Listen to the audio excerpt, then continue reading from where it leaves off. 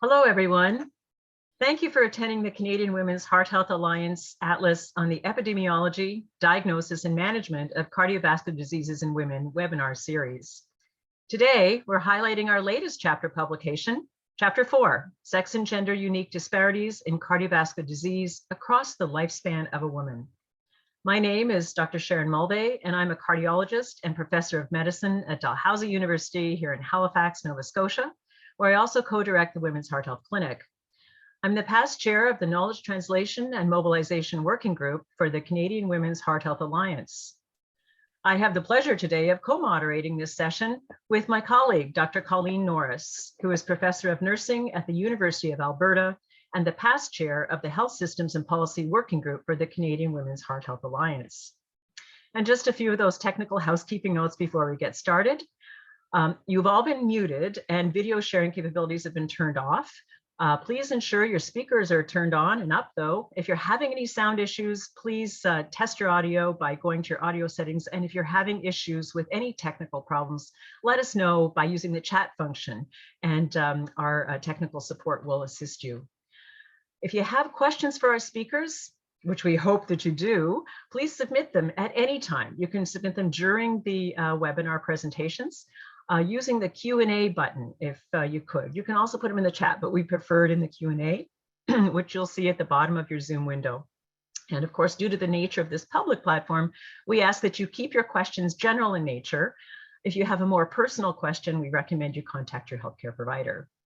At the end of the session, you'll be provided with a link to an evaluation form. Please be sure to complete this evaluation as it will certainly help us with planning our future educational sessions. And we've already been acting on some of the comments that those of you that have attended before have given us, so thank you. Finally, the webinar is being recorded and the recording will be available next week along with the other webinar sessions that were brought to you today by our friends and colleagues across Canada, and it will be on the wearredcanada.ca website. I'd now like to ask Colleen to please present our land acknowledgement. Thanks so much, Sharon. Very excited to be doing this again with you. So in her book, Braiding Sweetgrass, Indigenous Wisdom, Scientific Knowledge, and the Teaching of Plants, Dr. Robin Wall Kimmerer reflects on the meaning of land to Indigenous peoples and rights. In the settler's mind, land was property, real estate, capital, or natural resources. But to our people, it was everything. Identity, the connection to our ancestors, the home of non-human kinfolk, our pharmacy, our library, and the source of all that sustained us. Our land is where our responsibility to the world was enacted, sacred ground. It belonged to itself. It was a gift, not a commodity, so it could never be bought or sold. These are the meanings people took with them when they were forced from their ancient homelands to these new places. Therefore, we would like to begin by acknowledging the Indigenous peoples of the lands that we are all on today. While we meet today on this virtual platform, we'd like to take a moment to acknowledge the importance of the lands, which we all call home. We do this to reaffirm our commitment and responsibility in improving relationships between nations and to improve our own understanding of local Indigenous people and their cultures. From coast to coast to coast, we acknowledge the ancestral and unceded territory of all of the Inuit, Métis, and First Nation people that call this land home. Thank you, Colleen. That was truly beautiful and very poignant and very, very relevant in these challenging times that we live in today. I would like to share with you that none of our speakers today have any disclosures relevant to the content of the webinar program. Our learning objectives today are to become aware of how heart disease can be experienced by sharing in one woman's personal journey, to understand unique cardiovascular risk factors in women and how the usual ones can have more impact than in men. And finally, to review how these risk factors are affected by the normal physiologic changes occurring over a woman's lifetime. But first, I'd like to just take a few moments to share with you a bit about the Canadian Women's Heart Health Alliance and who are we? We're a volunteer group of healthcare professionals and patient advocates, which was established in 2018 with a goal to develop and disseminate evidence-informed strategies to transform clinical practice and enhance collaborative action on women's cardiovascular health in Canada. In order to get this work done, we formed 4 working groups addressing each area that we perceive to be in need: knowledge translation and mobilization, training and education, advocacy, and health systems and policy. Each working group is co-chaired by both a patient advocate and a healthcare professional.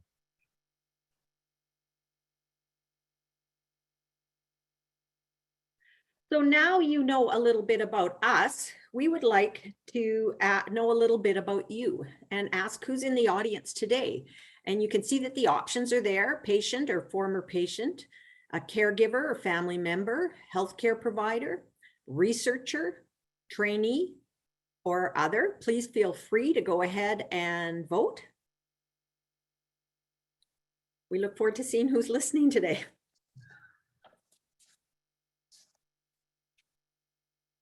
We're just waiting for a minute for some of the polling to come in and see where we're at. Okay, wow, great. 32% person with lived experience. That's a wonderful, wonderful. Healthcare providers and researchers, trainees, and other. Thank you so much for completing the poll.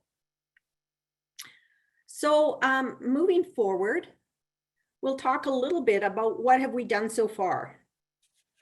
With over 35 authors from across Canada, including women with lived experience, we recently published in February of 2020 a position paper on a highly rated scientific journal to provide a spotlight on the current state of the science in women's cardiovascular disease. This article painted the picture in broad strokes on these issues. The Go Red article for State of the Science in Women's Cardiovascular Disease.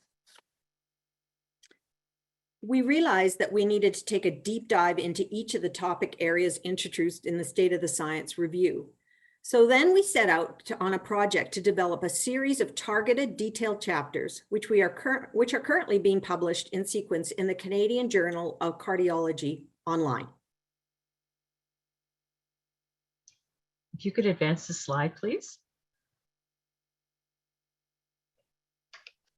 As an aside, an important point to recognize in these discussions is the need to understand the distinction between sex and gender. Sex is referred to as biological construct assigned at birth and is referred to as male or female. What your chromosomes are. It encompasses hormones, genes, anatomy, physiology. Gender is a social construct, man or women, and is culturally specific and temporal. We use these definitions as we move forward in our atlas. And just to make sure everyone's clear on them, that's what we're referring to when we talk about sex or gender. Thanks, Colleen. There's going to be 9 chapters in total, and so this is the 4th one that's published. And today, it's our pleasure to present you with the subject matter of Chapter 4. If you could advance the slide, please. It's entitled Sex and Gender Unique Disparities in Cardiovascular Disease Across the Lifespan of a Woman. So let's get started. It gives me great pleasure to introduce Ms. Donna Hart, who is a co-author on this chapter with us. She hails from Milton, Ontario, where she practices as a social worker and is very active in her community at local, regional, and national levels, where she volunteers her time as a patient partner for Can Restore, the Canadian National Transplant Research Program, Going Forward, Gender Outcomes International Group to further well-being development. And she's also, of course, a member of the Canadian Women's Heart Health Alliance. She will share with us her profound story, insights, and recommendations as a woman with the first-hand lived experience of heart disease. Welcome, Donna. Thank you. I'm grateful that I'm able to speak today. I have heart disease. I never expected to get heart disease. And like many women, I ignored my cardiac symptoms and explained them away. I was exhausted, but I pushed myself to do more. Finally, at the urging of my husband, I went to my doctors and had an annual physical. During my physical, my heart skipped a beat and the nurse noticed I was out of breath doing simple tasks. I was sent for an EKG. The EKG revealed that my left ventricle was damaged. 2 days before my annual physical, I swam 2.2 kilometers. And 2 days after the physical, I was in cardiac intensive care. 6 weeks later, I was in the end stages of heart disease with a heart function of 13%. My heart was too damaged for a mechanical heart, and I was assessed to see if I was a good candidate for a heart transplant. Almost 6 months to the day I had my physical, I received the gift of life, a new heart. I was introduced to the world of women's heart disease and the disparities in care in both the emergency and on the intensive care unit. I went to my local hospital with cardiac symptoms and a normal pulse and blood pressure. I was sent back to the waiting room. At my husband's insistence, they took a closer look. Soon, they were dropping meds in my mouth and trying to get me stable for a ride to the regional cardiac center. I was on my way to the cath lab with the paddles on. There was no blockage and no known reason for my now out of control heart. I spent 8 days in cardiac ICU, and 15 days later, I was discharged with a diagnosis of myocarditis and was in the heart failure program. A week after my discharge, I was given a Holter monitor to wear for the weekend. I was called back to emergency a week later by my cardiologist. When I was admitted into the emergency bed, the attending cardiologist asked what I had done to come back. I told him nothing, that I had been asked to report back to emerge. The Holter monitor reported 30,000 extra beats the previous weekend, and I was back in cardiac ICU. During my second stint in the cardiac ICU, I started to decompensate. I would get hot and then cold and generally was not feeling good at all. I expressed this concern to my nurse, who told me it was menopause. It was not, and I told her so. There would be no interventions until I was very ill with the blood oxygen of 80. I was given mechanical help to remove the fluid from around my heart and lungs. My nurse told me that now would be a good time to find God. I was transferred from the regional cardiac ICU to Peter Monk Cardiac Center ICU. I spent a lot of time inpatient, and during my walks around the ward, I noticed there were very few women on the ward. And I thought to myself, if heart disease and stroke affect at the same rate as men, where are the women? And then I realized that they were not getting to my stage, they were not getting admitted. The inequities that women face receiving adequate care became most apparent for me on May 16, 2015. On that day, as I waited inpatient for a heart transplant, my husband had a heart attack while riding his bike. When he presented to the same emergency room I had gone to only 6 months earlier, he was not sent back to the waiting room, but treated immediately, triaged, and sent by ambulance to the regional hospital. He went to the cath lab and then to cardiac ICU. At no time were his symptoms ignored or dismissed, or was he told that it would be a good time to find God. We can do better. Women deserve better. Heart and Stroke reports that less than 1/3 of the women experiencing a heart attack receive some standard types of care within time set out by guidelines. The first cardiologist who read my EKG called me and said, "You have damaged your left ventricle. You seem to have survived. I will see you Monday in my office." By Sunday morning, I was in severe cardiac distress.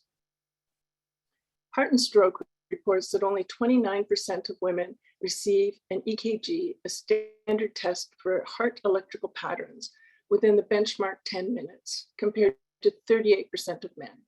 I was left behind because of my gender. What is needed is an increased awareness of the special circumstances that women present with, both in the emergency department and at time of follow-up. These special circumstances must be heard, understood, and properly addressed. The needs of women need to be made visible, and women need to know that when they present with cardiac issues to emerge or to their primary care provider, they will receive the proper care in a timely manner. Thank you so much for listening to my story.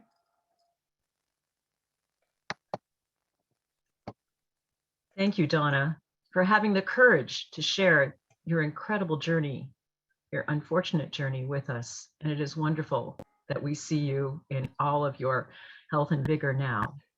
Your Thank you. profound insights on how we can improve cardiovascular care for women are really, really imperatively important. And that is why, as part of the work with Canadian Women's Heart Health Alliance, we have included the patient perspective in everything that we do by having our patients be members and having representation on all of our activities, as you have seen. I'd like to share just quickly, though, that some progress is being made in a large venue, really. Just this month, new chest pain guidelines have been published by the American College of Cardiology, and they draw attention to how heart disease symptoms in women can be the same, but also different in men, as listed here, so that all healthcare providers can be educated. And this is a very useful infographic, which is available to everyone online through ACC CardioSmart. I would hope to see it hanging in every emergency room in every town across our nation. I would urge all of our participants today to download it and share it with their healthcare teams.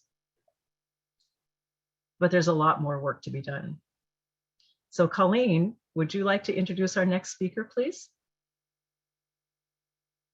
Thanks, Sharon. I would love to. Dr. Kara Nierenberg is our next speaker. Dr. Nierenberg, who's a friend and colleague, is a general internist working in obstetric medicine at the Foothills Medical Center in Calgary, Alberta. She's an assistant professor in the departments of medicine, obstetrics and gynecology, and community health sciences at the University of Calgary. Her clinical research interests are in the epidemiology and prevention of cardiovascular disease in postpartum women with pregnancy-related complications like preeclampsia, gestational hypertension, and gestational diabetes, which was recently supported by the Heart and Stroke Foundation of Alberta with a new investigator award. Welcome, Kara. Looking forward to your presentation. Great. Well, thank you very much, Colleen, and thank you for everybody for allowing us this opportunity to present Chapter 4. We'll move on to the next slide, which really highlights a really great infographic done by Alexa, looking at, on the left-hand side of the figure, all of the more reproductive type risk factors going through from menarche, or the age of menstruation, polycystic ovarian syndrome, pregnancy, and menopause. And then on the right, common risk factors that affect both males and females that predominantly affect the female population. On the next slide, we represent this graphically across a woman's lifespan. And what you're going to find today is I'm going to touch on some of these key times in a woman's life where she does have an increased cardiovascular risk. This presentation will be a high-level overview, really just to get the conversation started about sex-specific risk factors for two reasons. One is to respect the breadth of our audience today. We have people with lived experience, clinicians and researchers, but also because there's a lot of research gaps here. We don't have a lot of information about some of the mechanisms that underlie these conditions and how they relate to heart disease. And furthermore, we don't have sex and gender specific treatment interventions for these conditions. On the next slide, the earliest time that a woman might start to have elevated cardiovascular risk. Now, we can even go back in utero, and we're starting to learn more about in utero programming as well. However, the age of menstruation, early onset or late onset, can be one of the risk factors for future cardiovascular disease. We also know that even during the menstrual cycle, different conditions may appear, that they impact cardiovascular risk markers and also can predispose women to arrhythmias. We're learning more about contraceptives. How do contraceptives increase not just blood pressure and hypertension, but how do they actually contribute to a woman's lifetime cardiovascular risk? But a lot of work is still being done in this area. The next time that a woman may have increased risk is when she's starting to plan a pregnancy. And on the next slide, I believe we have Lisa's polycystic ovarian syndrome. There's people on this call who do phenomenal work in this area, but we know that women who've had polycystic ovarian syndrome, that they also have increased lifetime risk of cardiovascular disease. Some of the reasons underlying this might be due to the increase in obesity that many of these women have. That relates to high insulin resistance, raises blood sugar, cholesterol, and high blood pressure. And so women with PCOS really ought to be assessed and have their cardiovascular risk factors assessed on an individualized basis and interventions treated accordingly as well. On the next slide, we talk about pregnancy. And there really has been a flurry in the literature and on Twitter and social media now, talking about how pregnancy is really a prime opportunity where we can identify people at increased risk as well.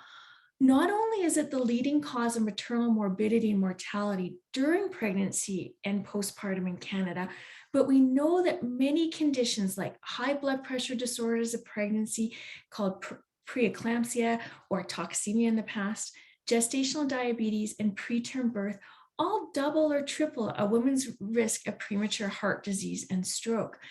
That list of pregnancy-related complications is actually very long. Essentially, now we're learning that even requiring blood transfusions or postpartum hemorrhage, anything that goes wrong in that time probably increases a woman's risk of future heart disease.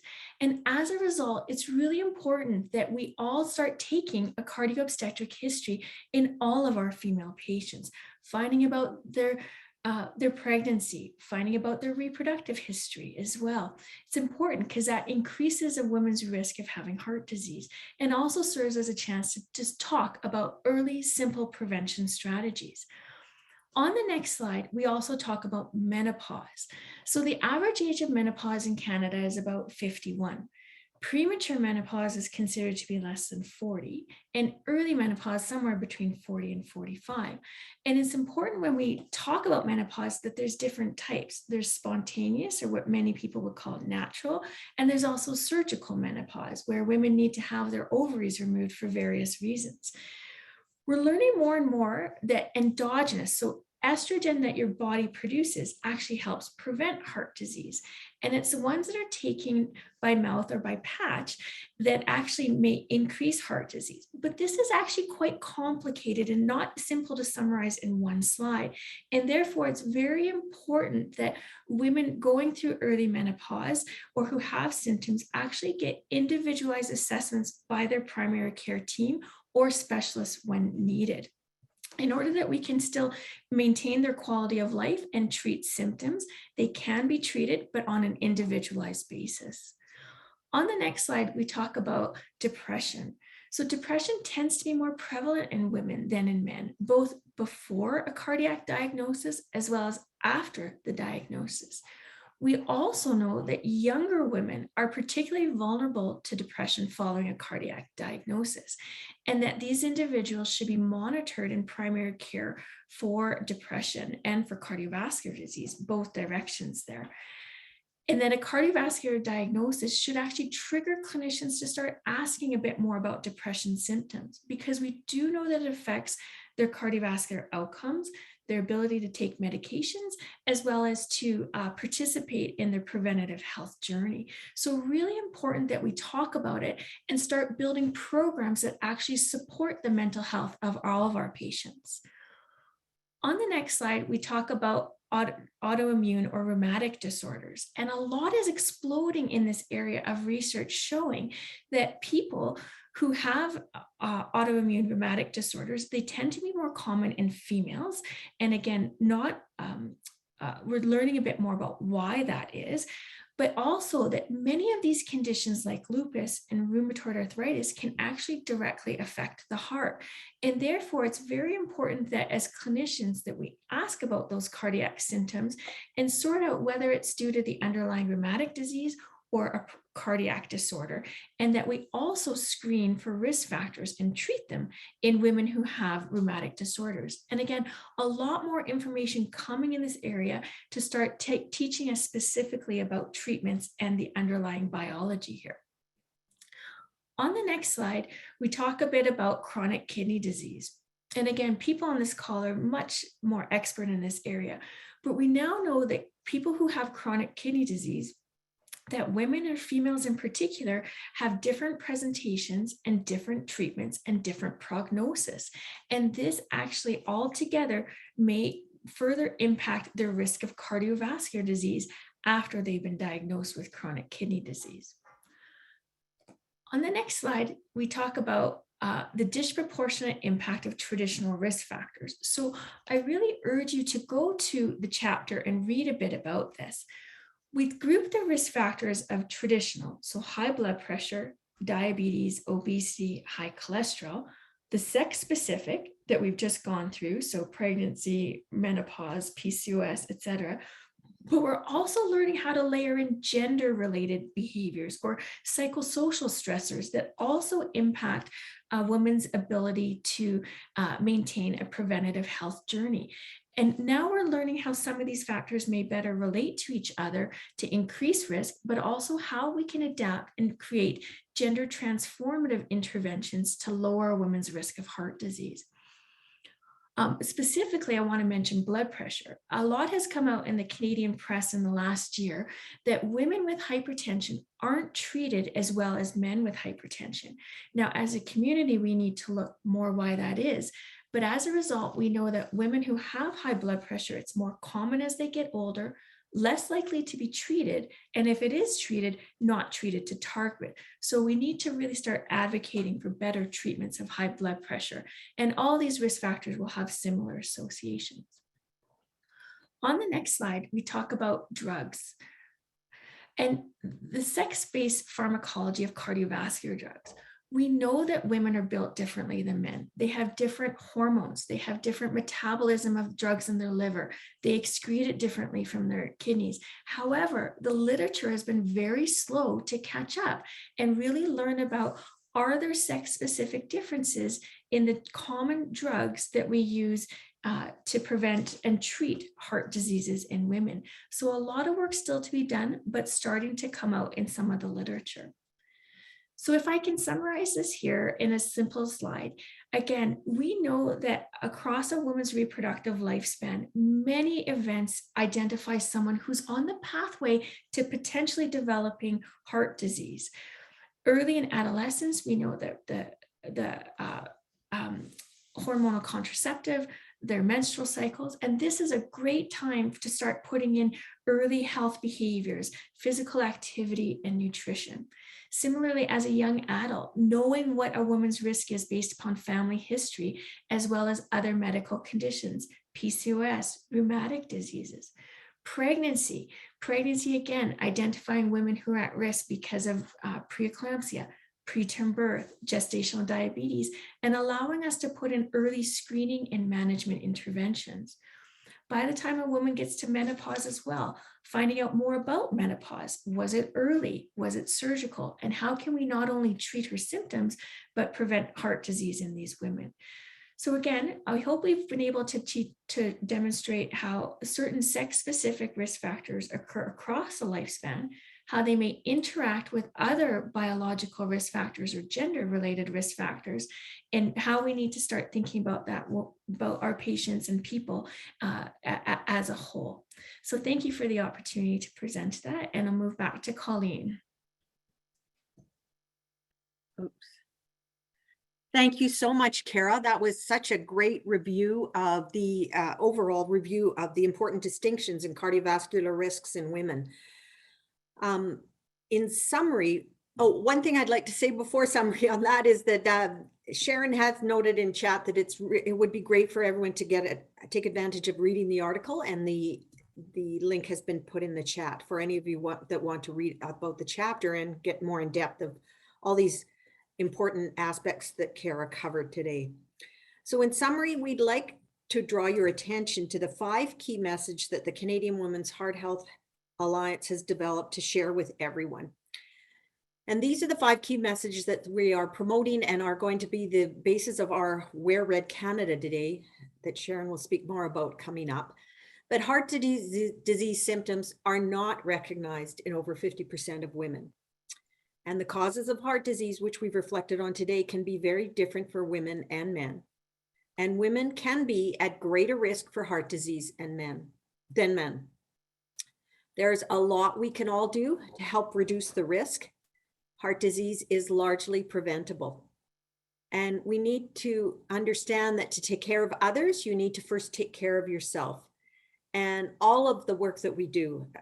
I'm sure I can speak for Sharon and the people on our committees that have, and all the people that have been involved in the Canadian Women's Heart Health Alliance Atlas, is that we need to start the conversation with all the women in our lives, regardless of what their profession is or how much they know. The more we talk about it, the more we will be able to advocate and decrease heart disease in women, particularly in Canada.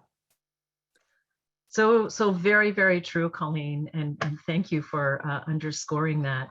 I want to express a huge appreciation to our two excellent speakers today, to Donna Hart.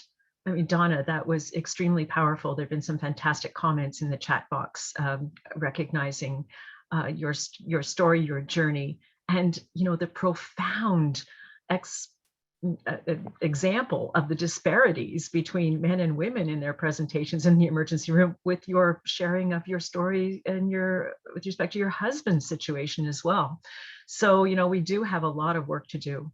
And Kara, that was an excellent review of bringing out the main points within the chapter, stressing the differences, the similarities, but the differences, and the unique risk factors that women have, as well as the different impact of traditional risk factors that are greater in women, certainly more impact of diabetes, of smoking, and of hypertension. So it's really very important that we recognize these things, and it hasn't been recognized to this point. So although it's increasing, and we're very appreciative of that.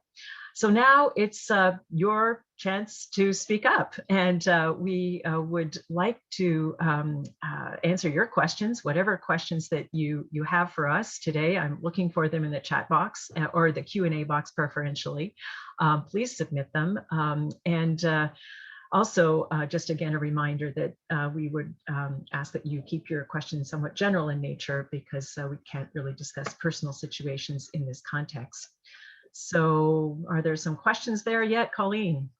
There's a couple of questions, but before we start, I'd like to actually turn it over to Donna and maybe talk about the question you spoke about, because it's really important that people understand that whole issue. Thanks, Colleen. Yes, my question is, how do we tell the difference between anxiety, an anxiety event, and a cardiac event? That is a fantastic question, Donna, and I'm happy to take a stab at it. Thanks. And many times the answer is we just can't, right? So when in doubt, never self-guess, go and get it evaluated is the bottom line. There's a couple of guideposts, though, that we can look to. And in general, a discomfort that lasts more than 15 and certainly more than 30 minutes, that is in the chest, upper back area, arms, etc., that is worrisome to you, do not ignore it. And do not worry about whether or not it is valid or whatever in the eyes of the person that is going to evaluate you in the emergency room. If most women that I have spoken with that have cardiac events had a change, something that happened to them that they knew was very different and in their core knew was very wrong. And if this is going on for 15 or 30 minutes or more and it is of concern, then you need to get it checked out. And the recommendation is to call 911 and not to drive yourself. I mean, that is very important. It is extremely important also to be aware that if the thought is going through your mind that you could possibly be having a cardiac event, that you should, chew 2 or 4 baby aspirins, and that it is extremely important not to ignore it, to go and get and seek attention. And when you get there, sometimes just saying the words, if it's crossed your mind, this is very significant discomfort I'm having, and I think I might be having a heart attack. Just saying those words sometimes will trigger an evaluation, which sometimes we need to do. And if there's any question, then we honestly can't tell for sure whether we do those 2 important tests in the emergency room. And every woman who has a concern about her symptoms, has the right to have those tests. And that is an electrocardiogram and a blood test. to determine if there's any damage to the heart muscle, and it has to be 2 blood tests separated by, there's different literature right now, but at least 2 hours and between 4 to 6 hours. So it is really, really important. If it's in many times, as you saw on the infographic from the ACC, women that have that are experiencing heart attacks do experience anxiety. Of course, that makes sense. It's a very frightening experience. So that it isn't a differential of, is it a heart attack or is it anxiety? It is like, I have anxiety, but am I having a heart attack too? So it's the only way that we can know is for you to be evaluated appropriately and to demand that appropriate attention. Donna, does that help in clarifying how, when you look back on it, is there anything that you could have done differently? Oh, yes, because I had shooting pain down my arm, and that Sunday, and I called telehealth, and I had been given meds, and so I took the nitroglycerin, and then I went and laid down. It didn't go away. What telehealth wanted to call 911, and I said, no, because my husband was eating breakfast, and so I waited. There was a lot of, I would say, great big bit of denial going on. Yeah. And what you're expressing too is so common, is that, we find that women are very much in a caretaker role in many situations, or, just providing assistance, and we have a lot of biologic maternal instincts, et cetera, that we like to put ourselves last. We don't put ourselves on the front burner, and we will often minimize our own experiences because we have obligations that we feel that we need to fulfill for others, and we just minimize things that we are feeling. So it's really, really important to recognize that time is muscle, as we say, and the more expediently you get evaluated if you are having symptoms that are of concern, put those other things aside. You're on the front burner. It needs to be addressed, and urgently. Thanks. I think, one of the important things that came out of all of that is the idea that it's anxiety or heart, because it's going to be anxiety and every time. So if it's just anxiety, wonderful. But if it is a heart disease as well, then you need to get help. And the interesting thing is, we know that, as soon as something like that happens, you're having pain, cortisol starts running, and you're going into fight or flight. So you are getting anxious. So it's important to go in there. And the thing Sharon said that I think is really important is for the woman to say, I think it might be my heart. Could you check on that? I put it out there, because no one is going to say, no, I'm not going to check on you, because you're saying this is not normal. I think it's my heart. It's sort of tools to give someone. Kara, there was a question actually in chat that I wanted to ask you about, and it says, are there any articles on low estrogen and heart disease? Yeah, I saw that one there. And then just while I've got that open, I did reply to Jill just in the chat box about postpartum hemorrhage, but not sure if I'll repeat that to everybody. But so I saw the question about low estrogen, and I think that's actually a really good question. And I don't know, Maurice, your background and the angle of that question. I think that area is known a little bit less, and probably comes out. There is some data about low estrogen and its impact on menstruation and amenorrhea, and showing that there is, especially if someone has a central cause of it, showing that can have impact on cardiovascular health, short-term and long-term. But I don't know of many articles in that area. I think it's also an area that's not really routinely measured unless someone presents because of reproductive type issues. So again, it may likely fit in that literature about menstrual cycles, about infertility as well. Yeah. So, if I could hop in for a sec, Kara, I was just going to mention too that certainly hypoestrogenemia is recognized as a contributing risk factor. And I would refer, Maurice, perhaps to there's some really good literature and review articles by the senior author being Joanne Manson, M-A-N-S-O-N, as well as Nanette Wenger. She and Gina Lundberg from Emory University just published within the last couple of months a really nice summary article on hormones and the heart and cardiovascular disease in women in particular. So I would refer you to those papers as well for more in-depth resources. So thanks, Sharon. Lucky Suman has to go to a dentist appointment, but she has asked a question about aspirin that maybe we could answer before she has to go. So can we take the baby aspirin, or does it, or has to be regular aspirin? And because we all have 81 milligrams of regular aspirin at home. Right, so a regular aspirin, the dose is 325. So 4 baby aspirins equals 1 regular aspirin. So your choice, whatever you have on hand. So you don't have to worry that you don't have a regular aspirin. Many people don't have that anymore, right? 4 baby aspirins to chew. Some people say 2, but 4 would be the equivalent of 1 regular aspirin. So you could chew 1 regular if that's what you got. Yes, exactly. 1 regular or 4 babies. Yep. Does Perfect. that? Okay, great. So the next question I see is, does anyone know how common sleep apnea is in women versus men?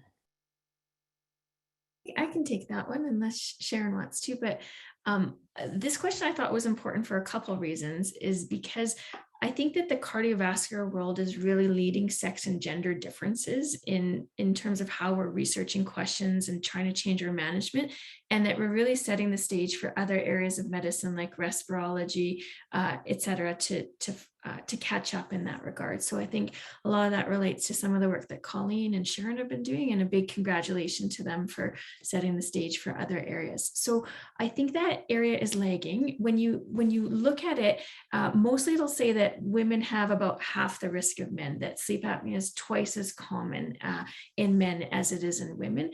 But again, I think that that's probably understudied, and we probably don't look for it as much as in women as in men. So that literature that says twice as common in males is probably older literature. And again, we're just not looking in women. Yeah, which is chronically the issue right now in women's health. All of our guidelines, everything that we've done has been based on randomized controlled trials that have more men than women, aside from the bikini medicine. So thanks for that. Could I add just quickly for a second there, Colleen, because Please. I think I absolutely agree with Kara that the literature that would say that it's more common in men than women, it really isn't. There is no sex specific tie that I know. Really, the predisposition obviously is the biggest one is body mass index, and so an increased body mass index is more likely to predispose to sleep apnea. And as we know, actually, unfortunately, women are leading with the increased likelihood of having higher body mass indices than men these days. So particularly as the years go on. And the reason this question is super important is because if untreated sleep apnea persists, then it contributes to hypertension and to atrial fibrillation, and also to cardiac ischemia. So it's particularly in those patients that it's very difficult to get their blood pressure under control. If they have elevated body mass index, I always order screening for sleep apnea with an overnight oximetry. I think it's very, very important. And if it is treated, and it is remarkable in those individuals that do have sleep apnea, how much better they feel when they are treated with CPAP. It is less like, I saw a patient yesterday and she told me it was a game changer for her to start on CPAP. So it is a super important question. Thank you for asking that. Yeah, how important is that actually, just with everything, if you're not getting a good night's sleep, like we know the effects of lack of sleep, and sleep apnea contributes to lack of sleep. Even though you're laying down for 6 or 8 hours, you're not actually sleeping. So another question here about what about peripheral artery disease in men versus women? Sharon, anything on that? Or Yeah, my awareness of peripheral artery disease in women is that it is like the silent illness that we just don't even think about it very often in women, but actually the rates of peripheral arterial disease are higher in women, and particularly women that are smokers. So the detection of peripheral arterial disease is less than in men, but the rates are actually higher if it is appropriately detected. So it's very important to screen for peripheral arterial disease in both men and women, but women can be more significantly impacted. So that's a really good question, Yvonne. And I think, as we all know, it's very important in your patients that do have peripheral arterial disease to urge them to stop smoking, for multiple reasons, but particularly that can be especially aggravated.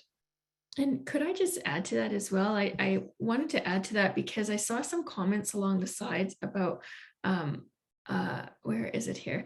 About women, not also mentioning some of the symptoms that they have. And I think that peripheral arterial disease is probably one where women don't mention those symptoms to not be a bother to their primary care team or their specialist.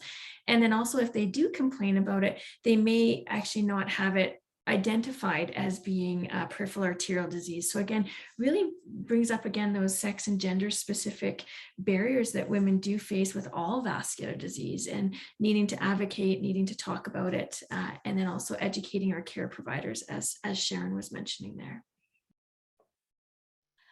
Martha McKay put in a comment in the chat about, women are just as likely to have chest pain as men. And we can't forget that, when we say, don't think of the Hollywood heart attack. And I think, what's so interesting about chest pain in women, it really struck me. I had my mom in at the emergency department and got talking to the ER nurse, and she says, well, we have what's called the chest pain protocol. And so if a woman comes in and says, well, I have tightening in my chest, she doesn't get into the chest pain protocol because she's not saying the word chest pain. So it's a question of the words we use these days. And typically in the work that McSweeney did about prodromal and symptoms of heart disease in women, they're referring it to something else like discomfort or tightening. And so, we really have to get better at investigating. If someone says, I'm really having tightening in my chest, would you say it's painful, and figure out what's going on, but not necessarily just disregarding it if they don't use the word chest pain. We have to get away from that, as far as I'm concerned. Yeah, and that's absolutely what is underscored too. It's so nice. I mean, the first author on the chair of the recent chest pain guidelines that I referred to, that have been just published in the States, is Dr. Martha Gulati. And, Martha is a very significant figure in proponent for heart disease in women and awareness of that. And I think that another very important point that has been brought out is the use of the term atypical chest pain. And that is, in these new guidelines, definitely frowned upon. We are not to say atypical anymore. That the term atypical really, it's not correct. It is just because it was the typical characterization of chest pain in men, but it does not mean that it's atypical, that women are atypical. It just means that we have to understand that the presentation of cardiac ischemia, reduced blood supply to the heart muscle, can be different in women, and we can use different words, but we should not use atypical anymore. That is a very important distinction. Yeah, and even going back to the way we interpret words and what words we use, there was another article that I read way back that was talking about, if you ask a woman if she has back pain, she'll think about lower back and say, no, I don't have back pain, but they're actually having experienced significant pain in their shoulders, which is a sign of angina or a sign that something's going on in your heart, the kind of shoulder pain. The other thing about pain that I think we have to keep reminding people is it's new. It's something that's new. So it's in the sense that people will say, well, I had shoulder pain, but I thought maybe it was related to my 6 months ago, I fell on my bike and hurt my shoulder. But if this is happening now, 6 months later, that's something new. That's not going to be necessarily related to your shoulder. So it's things that are new that you're saying that wasn't there yesterday or like even a month ago. So something's really going on here that you have to start paying attention to those signs and symptoms. Right. And I should have added too, Colleen, that in the new guideline document, specifically, they say that chest pain should be described as cardiac, possibly cardiac, or non-cardiac, rather than typical or atypical. So it's that possibly cardiac definition that we should be using now instead of atypical. Yeah, very important. And also the attributing the symptom to something else is very common that you see. And I think I don't know if it's statistically shown or not, but I think women are more likely to do that. It's certainly in the patient population that I see. Yeah, yeah. So we do have another question here is, do you take aspirin with nitro or just one or the other?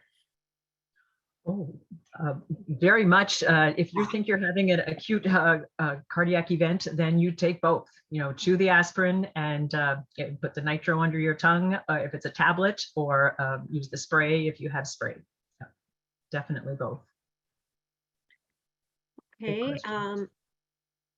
I don't see any more questions in there, but I haven't been looking in chat. I don't know if there's anything in chat. There's a question in the chat box I'm noticing here, and it's from Jan Evenhuizen, and she is it's a question about PCOS, polycystic ovary syndrome, and she's commenting that approximately a third of PCOS patients are quote unquote thin. Do these women share the same CV risk associated with PCOS as those who are obese? That's a really good question, Jan. Kara, do you have any insights on that? Well, I actually cheated and I asked Dr. Jamie Benham to answer that question. So I'll introduce Jamie on the call. Sorry, Jamie, to put you on the spot, but she's just completed her endocrinology and specializes actually in PCOS and cardiovascular disease. And I think has joined the Alliance, if not needs to, but she put an answer in there. So I'll just read it. So Dr. Benham answered, "Hi, Jen, all women with PCOS have an increased risk of cardiovascular risk factors. Example, diabetes, hypertension, high cholesterol, compared with women without PCOS, regardless of the body weight. But the risk is increased in women with PCOS who have overweight and obesity compared with those without." So I thought I'd get an expert to weigh in on that. Thanks again, Jamie. Thank you. That was very timely. That worked out extremely well. Yeah. And I think we're learning more and more about PCOS. And there even has been, like, you know, within the last couple of years, a debate as to whether it really was a unique risk factor for cardiovascular disease. But it is really this metabolic syndrome, which is characteristic of PCOS, that clearly drives the development of atherosclerotic disease. So it's a definite thing. I know I see a significant number of patients that high blood pressure is really the challenge, I think, in many ways to treat that in patients with PCOS, as well as underlying lipid and glucose disorders. So it is very important. There's some more questions here in the chat, Colleen. Do you think, did I see? Go ahead. Yeah. Oh, no, I guess it was just more encouraging Jamie. Jamie, you have to come on board with us if you're not already on the Alliance yet. Let us know. Okay. You have an automatic membership waiting for you. And that's another very good point, is that everyone is welcome to join the Alliance. Please go to the website, which very kindly Lisa and Melissa have posted there for us. And we definitely would love to have you on board. So please go and express your interest at that link that is there. So it does say we have 2 more minutes, Sharon. Okay, we're coming down to the final wire here. So I would, if there's no more questions that are pressing for everyone right now, are we good with that, or where are we? We need to move forward. Okay, all right. So I would like to thank everybody for attending today, and I'd like to remind you too, as you see here, that we do have Wear Red Canada Day coming up again. We're keeping with the 13th of February as the date. It will be on a Sunday in 2022. And so we're actually hoping to have some themes around, like, family and awareness within one's family, since Sundays are maybe more often family days. We're planning again actively. Groups our planning committee meetings are being held across the nation. And we're planning events across the country to serve as a reminder for all Canadians, but especially for our Canadian women, to be mindful, curious, and proactive in the management of heart health and wellness. And you can participate along with us by wearing red, taking pictures and sharing them on social media using the hashtag, we're still using the same one, hashtag Her Heart Matters. And we encourage people to share the key messages that Colleen has shared with you earlier today, and to be able to really disseminate this key information with our colleagues and family and friends, and to watch for the virtual educational events that will be planned and accessible nationwide, and also a virtual 5K event again.